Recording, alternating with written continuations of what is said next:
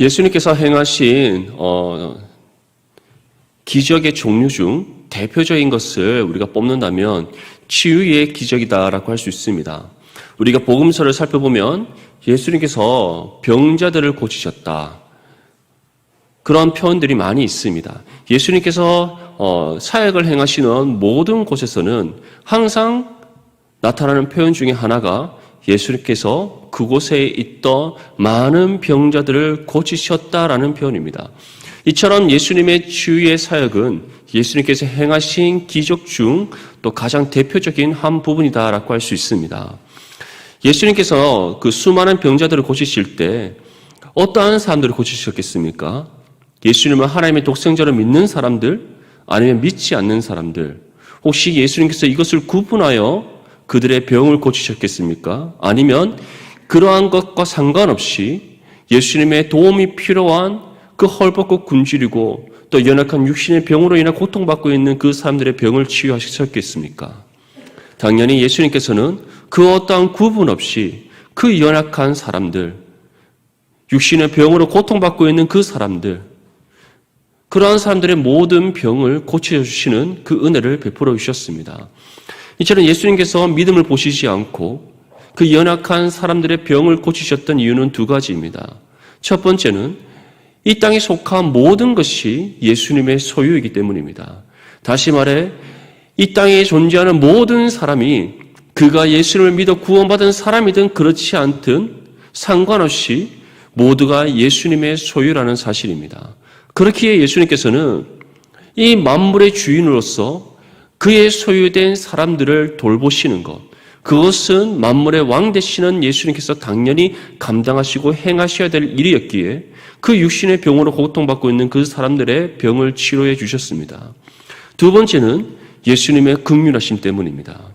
예수님의 긍휼하심은 하나님의 자녀된 우리든지 아니면 세상의 죄악된 가운데 살아가는 그 죄인이든지 상관없이 모두에게 베풀어 주시는 긍휼하심입니다. 그래서 하나님의 일반 은총의 섭리 가운데 우리 그리스도인들뿐만 아니라 이 땅 가운데 살아가고 있는 모든 사람들이 하나님께서 창조하신 이 창조의 섭리 가운데 많은 은혜의 혜택을 누리며 살아가는 겁니다. 이처럼 예수님께서는 예수를 믿어 구원받은 사람이든 또는 예수님을 구주로 영접한 사람이든 그렇지 않은 사람이든 구분하시지 아니하시고 연약하고 헐벗고 굶주렸으며 또한 육신의 병으로 인해 고통받고 있는 그 사람들을 치유해 주시는 은혜를 베풀어 주셨습니다. 이러한 예수님의 치유 사역은 바로 우리 육신의 병을 고치시는 사역이었습니다. 그러니까 때로는 예수님께서는 이러한 치유 사역 가운데 어떠한 목적을 가지고 행하신 일이 있습니다. 그것은 바로 이 병고침의 사역을 통해 그 사람의 영혼을 치유하시는 것이었습니다. 이에 대한 그 첫 번째 예수님의 기적이 바로 오늘 이 본문 말씀 갈릴리 가나에서 행한 이 두 번째의 기적을 통해 우리에게 나타내 보이고 있습니다. 예수님께서는 사마리아 수가성에서 이틀을 머무신 이후에 이제 제자들과 함께 갈릴리로 떠나셨습니다. 그리고 갈릴리에 들어가셨을 때 특별히 갈릴리 가나에 가셨습니다. 갈릴리 가나는 예수님께서 첫 번째 기적을 행하셨던 곳입니다. 예수님께서 가장 첫 번째 행하셨던 기적이 무엇입니까? 바로 물이 포도주가 되게 하시는 기적입니다. 이 물이 포도주가 되게 하시는 기적은 아주 중요한 영적 의미를 가지고 있습니다. 예수님께서는 물이 담기지 않은 그 정결 예식에 쓰이는 물 항아리를 가져오라 하십니다. 그리고 그 물 항아리에 그 물 항아리 아기까지 가득 채우라고 하십니다. 이것이 아주 중요한 영적 의미를 담고 있습니다. 비어져 있는 항아리. 그 항아리는 바로 구원받기 이전의 우리의 상태를 가리킵니다. 우리의 영혼이 죄로 인해 죽어 있고 완전히 메말라져 있는 바로 그러한 상태. 바로 영혼의 죽음의 상태에 있는 우리의 모습을 보여주는 겁니다. 근데 그러한 우리에게 예수님께서 무엇을 부어주십니까? 생수의 물을 부어주시는 겁니다. 어디까지 부어주십니까? 항아리 아기까지 가득 채워주시는 은혜를 베풀어 주십니다. 이것은 곧 죄로 인해 죽어있던 우리 영혼을 다시 살리시는 의미입니다. 그런데 우리가 다시 살아난 것으로 우리에게 새로운 생명이 임한 것을 그치지 않고 그러한 우리의 영혼에 깃든 그 생수의 물이 어떻게 되게 하신다고 말씀하십니까? 우리 안에 채워진 것을 그치지 않고 그것이 세상 가운데 흘러가게 하신다고 말씀하고 있습니다. 그래서 그 항아리 아귀까지 가득 채워진 그 물을 떴을 때 그 물이 무엇으로 바뀝니까? 포도주로 바뀌는 놀라운 은혜의 역사가 임하는 겁니다. 이처럼 우리는 단순히 구원받은 것을 그치는 존재가 아닙니다. 구원받은 우리를 통해 우리 안에 깃든 생수의 물이 세상 가운데 흘러갈 때 그 물이 포도주가 되어 세상을 변화시키고 또한 그 포도주를 마시는 사람들의 심령을 변화시키는 놀라운 은혜의 역사가 일어나는 사실을 기억할 수 있기를 축복합니다. 이처럼 우리는 세상을 변화시키는 존재입니다. 하나님께서 예배하신 그 영혼에게 우리에게 깃든 생수의 물이 포도주로 바뀌어 그 영혼을 변화시키는 능력이 우리 가운데 임하였다는 사실을 믿을 수 있기를 축복합니다. 바로 첫 번째 주님께서 행하신 이 물이 포도주가 되는 이 사건은 이처럼 우리의 영혼에 임하는 구원, 또한 그 구원이 우리를 통해 세상 가운데 흘러가게 된다는 것, 구원의 은혜의 영향력이 우리를 통해 세상 가운데 발휘되게 된다는 그 사실을 보여주는 아주 놀라운 은혜의 기적의 사건이었습니다. 이제 예수님께서는 다시 이 갈릴리 가나에 오셔서 두 번째 기적을 행하십니다. 그 기적이 무엇입니까?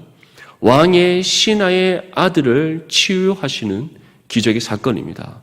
우리 본문 46절과 47절 말씀 함께 읽겠습니다. 시작. 예수께서 다시 갈릴리 가나에 이르시니 전에 물로 포도주를 만드신 곳이라. 왕의 신하가 있어 그의 아들이 가버나움에서 병들었더니 그가 예수께서 유대로부터 갈릴리로 오셨다는 것을 듣고 가서 청하되 내려오셔서 내 아들의 병을 고쳐 주소서 하니 그가 거의 죽게 되었음이라. 아멘. 예수님께서 유대에서 사역을 마치시고 이제 갈릴리 가나에 오셨다는 소식이 전해지게 됩니다.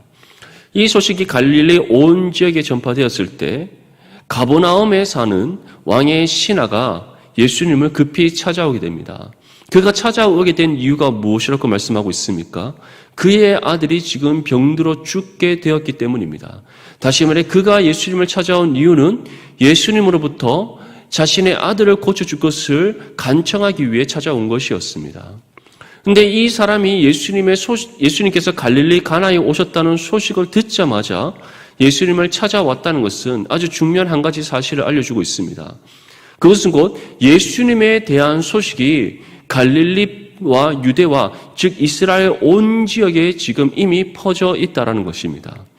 예수님에 대한 소식이 어떠한 소식이 지금 퍼져 있는가? 우리는 몇 가지로 유추해 볼 수 있습니다. 먼저는 예수님께서 세례 요한으로부터 세례받은 사건, 또 다른 하나는 유대에서 행하신 하나님 나라의 복음을 전하시고 세례를 베푸신 사건, 또 다른 하나는 물이 포도주가 되게 하시는 갈릴리 가나에서 행하신 첫 번째 기적, 또 다른 하나는 수가성 사마리아 사람들이 예수님의 말씀을 듣고 구원받은 놀라운 은혜의 사건입니다. 사실 성경은 이것만을 기록하고 있지만 이것 외에도 이곳에 기록되지 않은 더 많은 예수님의 능력과 또 말씀의 선포와 예수님께서 행하신 그런 사역들에 대한 소식이 아마 이스라엘 전역에 퍼져 있었을 것입니다. 근데 그러한 여러 많은 소문과 또 이 당시 여러 많은 이슈를 일으키고 있는 이 갈릴리 나사렛 출신 예수라는 사람이 지금 갈릴리 가나에 왔다는 소식을 왕의 신하가 듣게 되었습니다. 그 소식을 듣자마자 이 사람이 예수님을 찾아옵니다. 예수님을 찾아온 이유는 자신의 아들의 병을 고쳐달라고 간청하기 위함입니다. 그런데 이 사람에게 혹 예수님을 향한 믿음이 있기에 왔겠습니까? 아니면 단순히 자신의 목적을 이루고자 하는 그러한 마음으로 달려왔겠습니까? 당연히 이 사람에게는 예수님이 하나님의 독생자 되심에 대한 믿음, 예수님께서 진정한 참된 구원자 되심에 대한 믿음은 없습니다. 단지 이 갈릴리 나사렛 출신의 이 예수라는 사람이 물이 포도주가 되게 하는 능력을 행하더라. 하나님 나라의 복음을 전하고 수많은 사람들에게 세례를 베푸는 그러한 능력을 행하더라. 그런 예수님의 능력과 기적에 관한 그런 소식을 그가 들었기에 혹시나 이러한 예수라는 사람이 나의 아들의 병을 고칠 수 있지는 않을까라는 정말 그러한 기대 가운데 예수님을 찾아온 겁니다. 그가 지금 가버나움에서 갈릴리 가나로 올 때 이 가버나움과 갈릴리 가나까지는 상당히 먼 거리입니다. 갈릴리 가나는 갈릴리 가장 중심이자 가장 남부 쪽에 있는 이 나사렛으로부터 북동쪽 맨 끝에 위치해 있고, 가버나움은 갈릴리 호수 맨 북서쪽 위에 있습니다.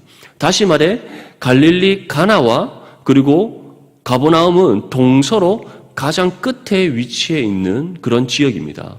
그리고 이 가버나움에서부터 가나까지의 거리는 약 40km입니다. 하루를 꼬박 말을 타고 달려야지만 올 수 있는 거리였습니다. 근데 이 왕의 신하가 지금 예수님께서 갈릴리 가나에 오셨다는 그 소식을 듣자마자 달려왔다는 것은 이 사람에게 정말 예수님께서 나의 아들을 고칠 수 있다는 그런 기대감과 또 반드시 지푸라기라도 잡는 그 심정으로 이 사람에게 매달려서 나의 아들을 고쳐달라고 간청해야 되겠다는 그러한 간절한 마음 가운데 달려왔음을 우리가 알 수 있습니다. 근데 그러한 그 신하에게 예수님께서는 다음과 같이 말씀합니다. 본문 48절 말씀에 예수께서 이르시되 너희는 표적과 기사를 보지 못하면 도무지 믿지 아니하리라. 이 지금 가버나움에서 가나까지 달려온 이 왕의 신하는 단지 예수님께 나의 아들이 죽게 생겼으니 그렇게 능력이 있고 기적을 행한다는 그 당신 예수께서 좀 가버나움으로 같이 가서 고쳐주시면 안 되겠습니다라고 이렇게 요청했을 뿐인데, 예수님께서는 이 요청과 다른 대답을 하시는 겁니다. 왜 너희는 표적과 기사를 보지 않고서는 믿지 못하느냐라고 말씀하고 있는 겁니다. 이것은 중요한 메시지가 담겨져 있습니다. 예수님께서 이 말씀을 하실 때는 두 대상을 가리켜서 말씀하시는 겁니다. 하나는 예수님을 따르고 있는 갈릴리 사람들이고, 또 다른 하나는 자신의 아들의 병을 고쳐달라고 예수님께 달려와 간청하고 있는 이 왕의 신하입니다. 이 두 대상을 향하여서 예수님께서 무엇이라고 말씀하고 있습니까? 너희는 표적과 기사를 보지 않고서는 믿지 못하느냐. 다시 말해 너에게 왜 믿음이 없느냐라고 말씀하고 있는 겁니다. 갈릴리 사람들은 이번에는 예수님께서 어떠한 기적을 행하시는지, 어떠한 표적과 기사를 일으키시는지 단순히 그것을 자신들이 보고 듣고 경험하기 위해 예수님을 따르고 있습니다. 예수님께서 하나님의 독생자 아들이시라는 것, 예수님께서 이 땅에 오신 메시아라는 것, 우리의 구원자 되신 그리스도라는 것, 그것에 대해서는 관심이 없습니다.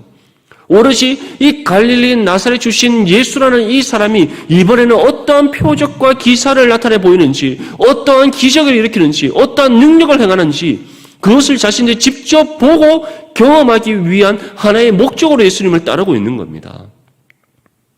그리고 지금 예수님께 찾아와서 자신의 아들의 병을 고쳐달라는 이 왕의 신하는 예수님을 믿는 그 믿음 가운데 예수님께서 하나님의 독생자 아들이시며 이 땅 가운데 오신 구원자라는 그 믿음 가운데 간청하는 것이 아니라 지금까지 들은 예수님에 대한 수많은 그런 소식 가운데 이 사람이면 나의 아들을 고칠 수 있지 않을까라는 기대감 가운데 와서 지금 자신의 아들을 고쳐달라고 간청하고 있는 겁니다. 이처럼 믿음 없는 이 사람들 향해 예수님께서는 다음과 같이 말씀합니다. 너희는 표적과 기사를 보지 못하면 도무지 믿지 아니하리라. 예수님께서 이처럼 이 갈릴리 사람들과 왕의 신하를 책망하시는 이유는 그들에게 믿음을 불러일으키기 위해서입니다. 믿음을 불러일으킨다는 것은 믿음 없는 그 사람들에게 믿음이 있도록 만드는 것을 가리키는 것이 아닙니다.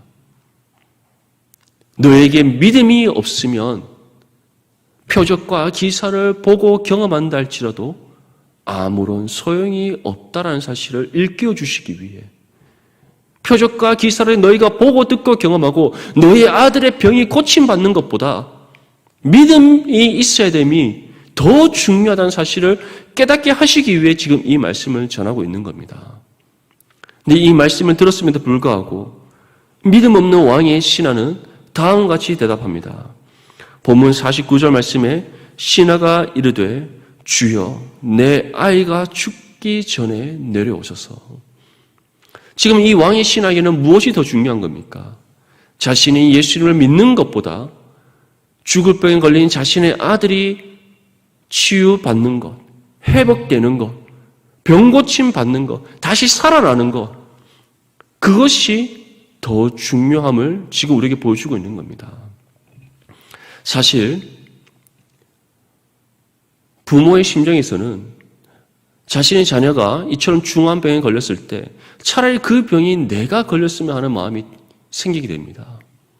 한번 생각해 보십시오. 우리의 자녀가 지금 아주 큰 병에 걸렸다면 우리의 마음이 어떻겠습니까? 그 병으로 고통받고 있는 그 자녀의 모습을 볼 때 우리의 마음은 어떠한 상태에 있겠습니까? 정말 찢어지는 그런 아픔과 고통 속에 있지 않겠습니까? 그 자녀가 병으로 인해 고통받고 신음하며 그 죽어가는 그 모습을 보고 있을 때 부모의 심정은 세상의 모든 것을 다 잃어버린 것과 같은 그런 아픔과 고통 속에 있게 될 것입니다. 지금 이 왕의 신하의 마음이 그렇지 않겠습니까? 중한 병에 들어 죽어가고 있는 자신의 아들이 가버나움에 있습니다. 지금 이 갈릴리 가나까지 와서 예수님께 나의 아들을 고쳐달라는 이 아버지의 심정 한번 생각해 보십시오. 예수님께서 너희는 표적과 기사가 없으면 그것을 보지 않으면 믿지 못한다는 이 말씀이 지금 이 왕의 신하의 귀에 들리겠습니까? 당연히 이 말씀보다는 자신의 아들이 지금 당장 고침받는 것, 당장 지금 자신의 아들이 살아나는 것, 그것이 이 왕의 신하에게는 더 중요하지 않았겠습니까? 그럼에도 불구하고 예수님께서는 다음과 같이 말씀하시는 겁니다. 너희는 표적과 기사를 보지 못하면 도무지 믿지 아니하리라. 다시 말해, 지금 너희의 아들이 병의 고침을 받는 것보다 너희에게 나를 믿는 믿음이 있어야 됨이 더 중요하다. 분명히 기억하십시오. 우리의 삶에 어떠한 큰 문제가 있습니까? 나의 삶을 짓누르는 고통과 근심이 있습니까? 나의 힘으로 극복할 수 없는 극심한 고난의 고통 속에 있습니까? 그 가운데도 주님께서는 우리에게 분명히 말씀합니다. 그 모든 것보다 우리가 겪고 있는 삶의 문제와 시험과 고난과 환난과 고통보다 예수님을 믿는 믿음이 더 중요하다는 사실을 우리에게 말씀하고 있습니다. 이 왕의 신하는 이 말씀에 들었음에도 불구하고 자신의 아들의 병고침만이 중요했기에 예수님께 다음같이 다시 한 번 더 간청하는 겁니다. 내 아이가 죽기 전에 나와 함께 가버나움으로 가기를 원합니다. 이러한 왕의 신하의 간청을 들은 예수님께서는 다음과 같이 말씀합니다. 우리 본문 50절 말씀 함께 읽겠습니다. 시작. 예수께서 이르시되 가라 내 아들이 살아있다 하시니 그 사람이 예수께서 하신 말씀을 믿고 가더니. 이 왕의 신하의 간청을 다시 한 번 더 들으신 예수님께서는 다음과 같이 말씀합니다. 가라 내 아들이 살아있다. 예수님께서 이 말씀하실 때는 두 가지 의미가 있습니다. 실제로는 이 왕의 신하의 그 간청을 들어주시는 것, 간절히 예수님께 도움을 요청하는 이 사람의 마음을 주님께서 긍휼히 여기시고 그 아들을 치유해 주신 것입니다. 또 다른 하나의 의미는 이 왕의 신하의 믿음을 시험하시는 것입니다. 이 말씀을 들었을 때 이 왕의 신하가 어떠한 반응을 보이실 것인가에 대한 예수님의 시험입니다. 그런데 이 왕의 신하가 어떠한 반응을 보입니까? 그 사람이 예수께서 하신 말씀을 믿고 가더니, 예수님께서 하신 말씀을 믿고 가버나움으로 내려갔다는 겁니다. 사실 이 사람이 예수님의 말씀을 믿었다는 것은 예수님께서 하신 이 말씀이 성취되었음을 믿었다는 것을 의미하지는 않습니다. 만약에 이 사람이 예수님의 말씀이 반드시 이루어질 것임에 대한 믿음이 있었다면 아마 성경은 다르게 기록되었을 것입니다. 그 믿음에 대한 고백이 아마 담겨져 있었을 것입니다. 하지만 이 사람은 그러한 것이 없이, 믿음에 대한 고백이 없이 단순히 이 말씀을 믿고 가버나움으로 내려갔다라는 그러한 기록으로만 남겨져 있습니다.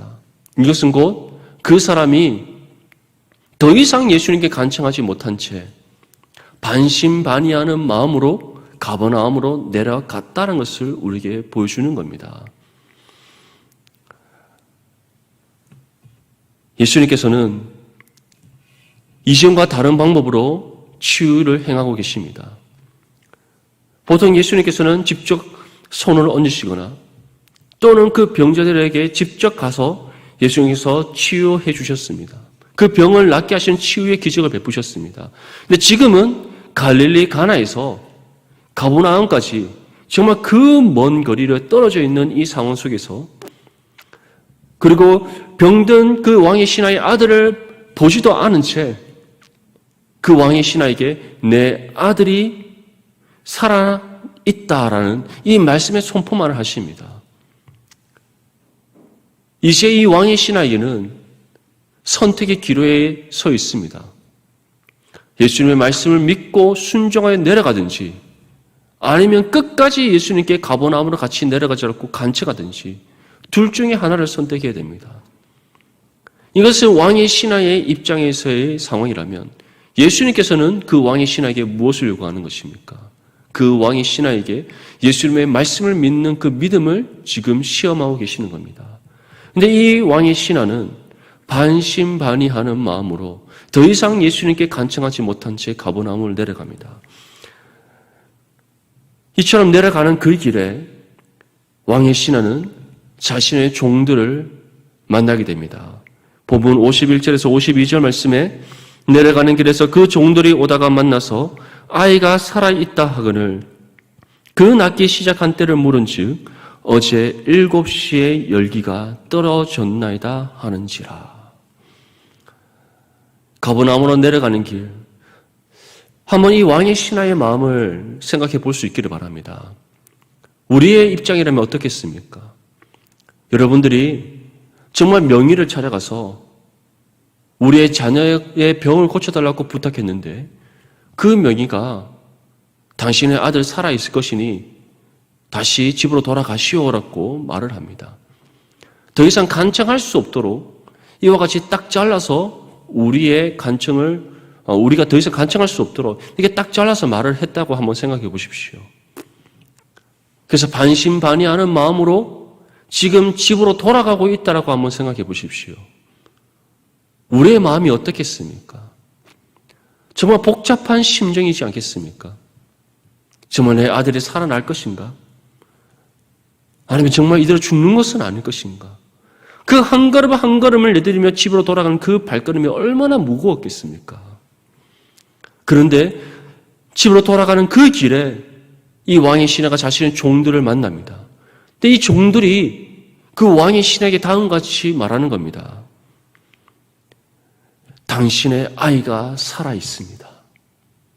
다시 말해 당신의 아들이 다시 살아났습니다. 그 병이 고침받았습니다라는 이 기쁜 소식을 전합니다. 이 말을 듣는 순간 이 왕의 신하의 마음이 얼마나 기뻤겠습니까? 아니 얼마나 놀랐겠습니까?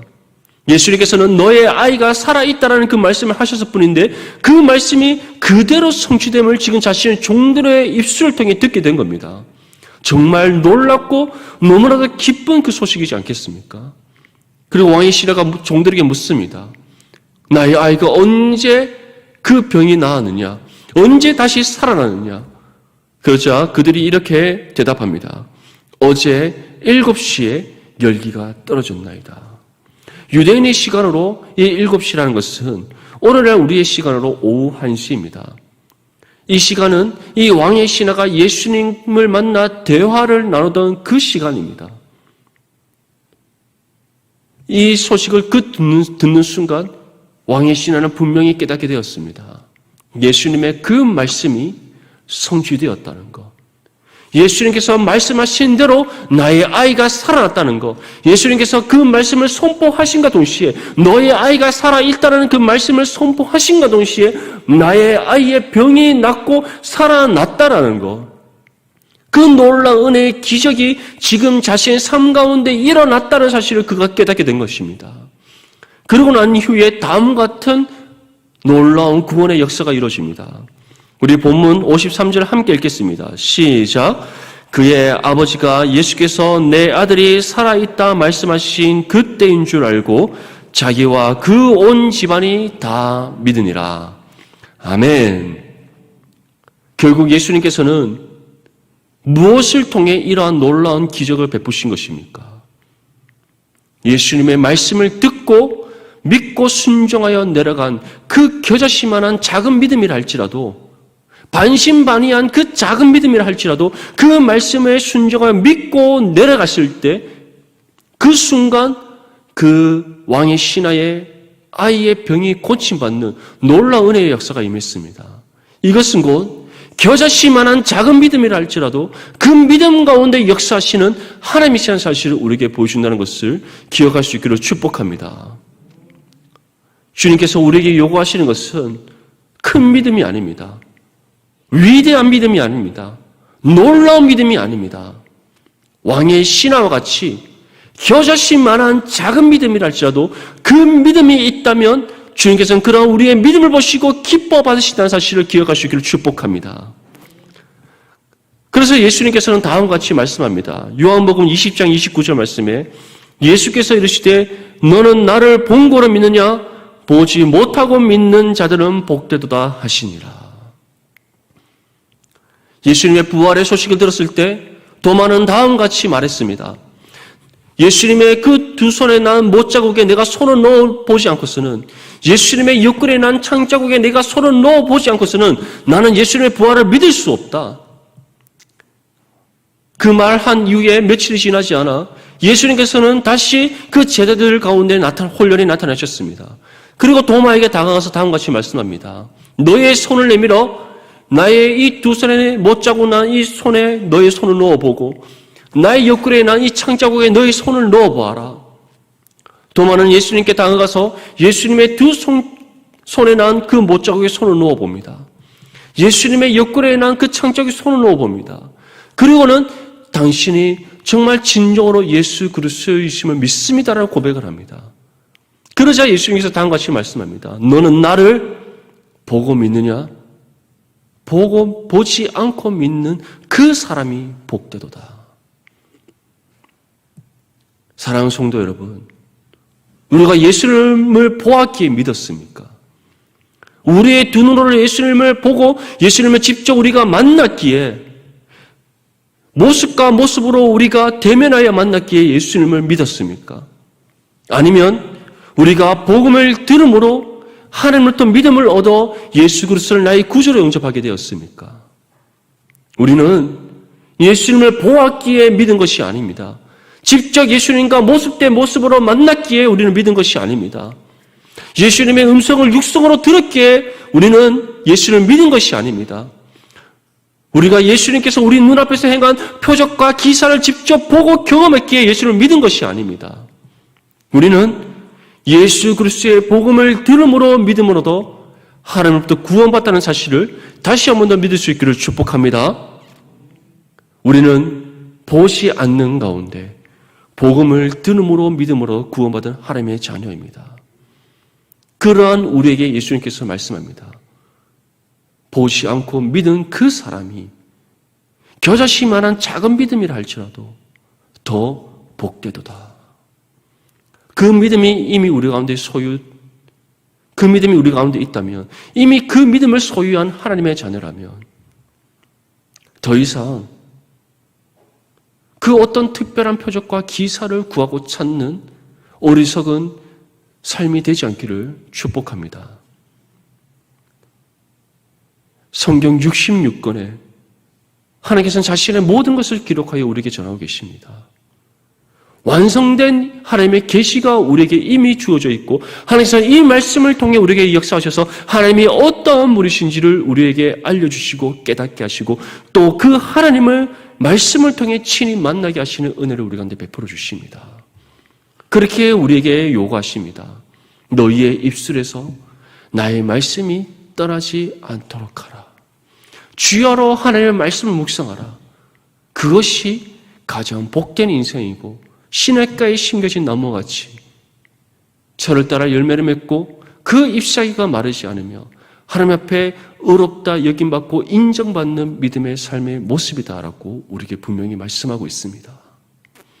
사랑하는 성도 여러분, 왕의 신하는 겨자씨 만한 작은 믿음 가운데 예수님의 말씀을 순종하여 자신의 집으로 돌아갔을 뿐입니다.